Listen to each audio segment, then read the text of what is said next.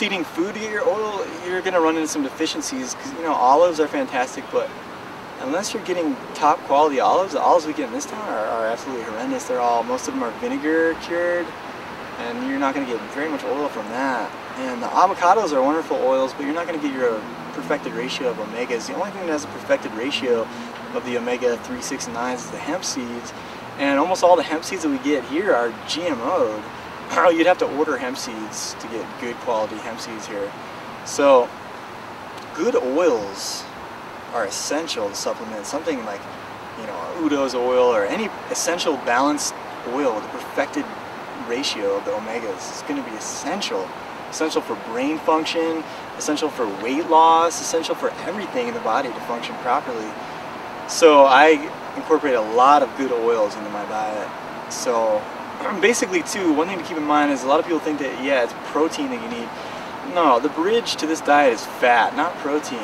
You're going to need more high quality fats, and that's why the average vegetarian vegan goes back to eating fish, because they're so deficient in good fats. They feel like the fish, the oil in the fish is you know, so needed because they're so deficient, and it is needed. They're you know, they definitely are deficient. They're not doing, you know, even flax oil alone is probably not going to be enough. You're going to need the perfected ratio, so you have to find a good blend of the oil that's going to have that perfected ratio of the omegas. And also, it's one thing to keep in mind too that the fish, the omega-3s, people eat a lot of like salmon and different other different fish for the purpose of obtaining omega-3 fatty acids. And the reality of that is that you know, fish contain about maybe 1 to 10% of the omega-3s that you would need for your daily amount. Flax contains about 40%. So, and not to mention the quality of flax is going to be 10 times better than, you know, a fish that comes out of fresh water. I don't think there is any fresh water left. So most fish is plagued with mercury, different heavy metals, who knows what other viruses, not to mention they're GMOing salmon now. So, you know, we have these oversized salmon that we can buy that are from, they're not even freshwater, they're raised in the canneries and whatnot. And not to mention if any of those, which they have at this point, get out of those cages and intermingle with other, or breed with other fish in the sea, that could lead to the extinction of salmon, which is already on its way. So eating fish for omega-3s is something you might want to reconsider. And also protein too. Nuts are back to the protein question. Nuts are, most nuts are very high in protein. Almonds have an excellent protein content. Pumpkin seeds are absolutely fantastic. Pumpkin seeds contain so much complete protein, it's appalling.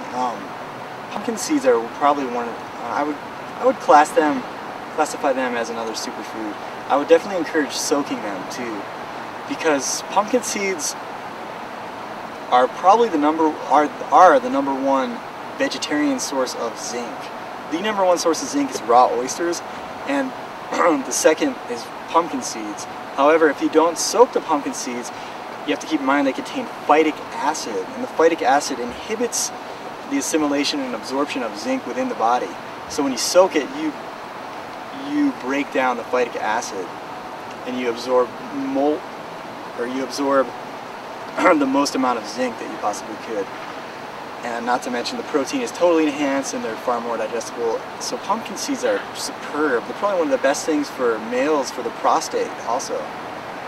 So go buy some pumpkin seeds and soak them. They're good. So tons of protein in those, probably more than any nut, I would say.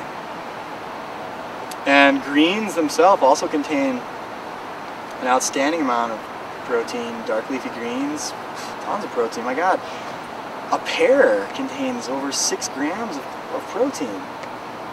So that's, granted, that's not a complete protein, but protein is in everything. You know, protein is produced within the body even its cells are regenerated every approximately 110 days, I believe. And through that cycle, you know, the body is nourished with enough of its own protein. You know, that's something I don't want to elaborate too much on right now, but protein is a myth. Not to mention wheatgrass is probably one of the most complete proteins also.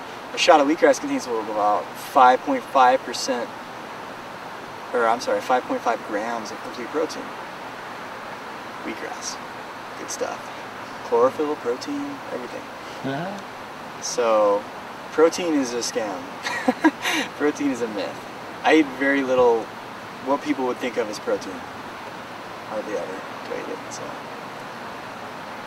And I'd like to say I followed Stephen Arlen's Raw Power he wrote. I followed his weightlifting program this one year, about a year and a half ago. And I did the full-blown weightlifting program that he recommended. I lifted free weights daily. I followed his diet to a T, eating tons of olives, oil-cured olives, tons of macadamia nuts, plenty of romaine and kale, lots of avocados, green juices, wheatgrass. I did the superfoods.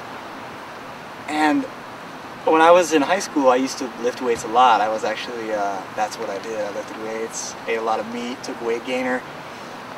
And so I thought I'd try it out just for kicks on the raw food tip. So I did it, and I gained muscle faster than I've ever gained in my life. I had a personal trainer who thought that I was on creatine or steroids. He was like, what are you doing? You know, I don't understand. No, I'm on olives and mac nuts. So it was amazing, like the muscle that I gained, which I've never seen anything like it. It's all gone now, but it's definitely the easiest way to gain muscle. Hit those high-fat foods, the mac nuts and the olives and the avocados. So. Do you have difficulties traveling, Michael, and eating raw? Well, I have not left the country since I've been on raw foods, but traveling around, I eat better than ever. I hear that a lot. People say, "Well, is it so hard when you're traveling?" I must have like a keen, like bloodhound nose for the next health food store, because I find them no matter where they are, and there's always something to eat. And you just got to plan ahead. You know, I bring my jar of my superfoods, my vitamin mineral. I bring my bee palm. Bring a big cooler.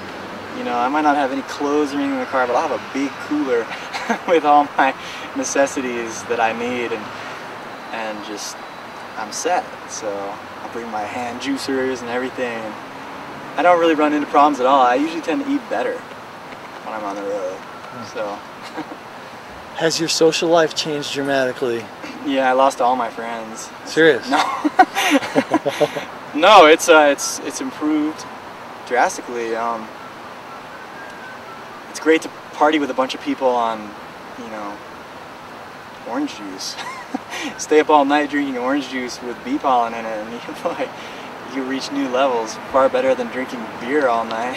Has your circle of friends changed? It's definitely changed. Yeah, it's changed a lot. As I said, when I made this change, I dove into the whole raw food movement head on.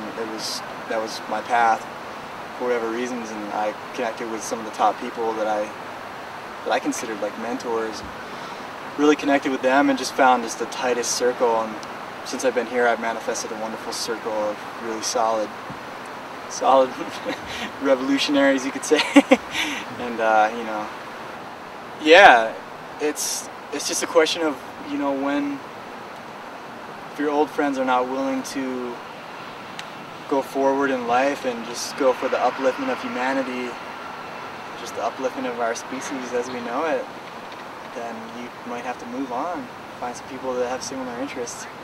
I love them all, and I wish them all the best, but sometimes you just have to move on. So, is food combining a big issue for you? No, not really. I come from a place of, I was pretty serious about food combining for years, way before I was into raw foods, you know, when I was vegetarian, vegan and whatnot. I was pretty serious about food combining. And then I think on raw foods, you just come to a point where the enzyme content is just so high that digestion is, you know, your digestion becomes stronger than ever after doing this diet. I suffered my whole life from chronic indigestion or digestive problems, say. And this diet has strengthened my digestion beyond belief.